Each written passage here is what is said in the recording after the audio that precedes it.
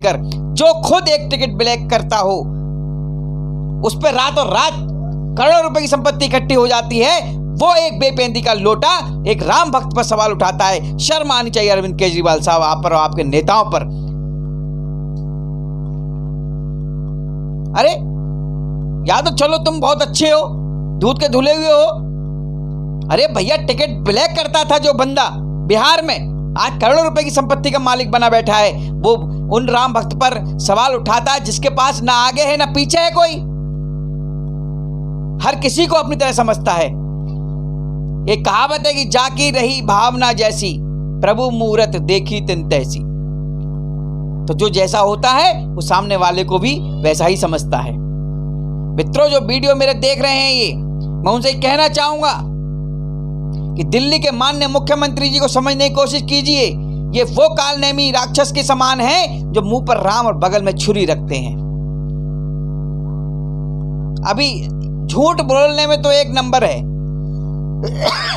इतना तो झूठ बोलने में कोई भी मेरे ख्याल से कोई नेता नहीं होगा जितने हमारे माननीय दिल्ली के मुख्यमंत्री जी हैं।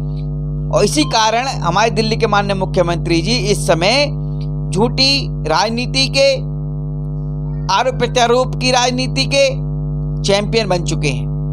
एक तरफ कहते हैं कि मैं जो है अभी 20 ऑक्सीजन प्लांट में शुरू कर चुका हूं, 40 और लगवाने हैं जुलाई में।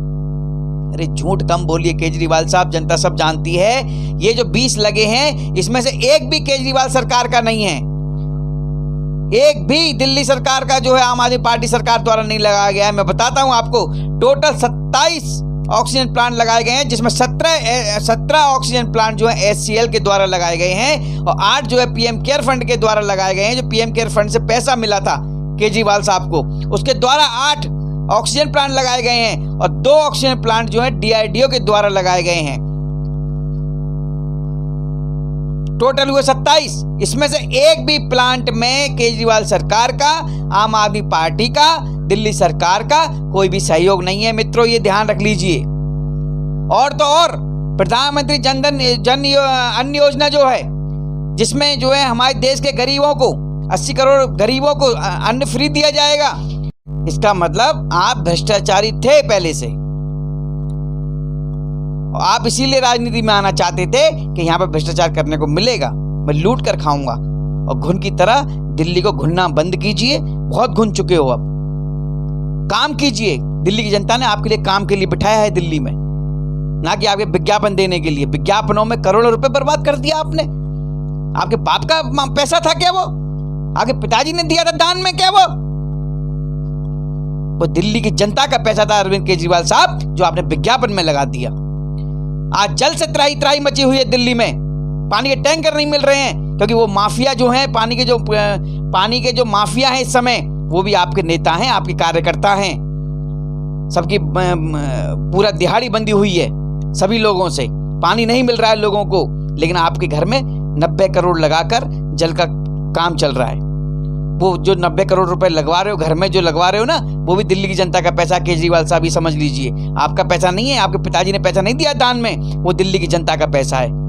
एक एक पैसे का जवाब दिल्ली की जनता आपसे लेगी केजरीवाल साहब। आपको इसलिए नहीं बिठाया सत्ता में कि आप अपना सुख प्राप्त करने के लिए दिल्ली की जनता का पैसा लूट कर खा जाएं, अपनी पब्लिसिटी करने के लिए दिल्ली की जनता का पैसा उसमें लगाएं, विज्ञापनों में। दिल्ली की जनता ने आपको सत्ता में इसलिए बिठाया है कि दिल्ली की जनता का विकास हो सके, उसको जो सुविधाएं हैं वो मिल सकें, लेकिन आपके द्वारा एक भी सुविधा दिल्ली के आदमी को नहीं मिली है।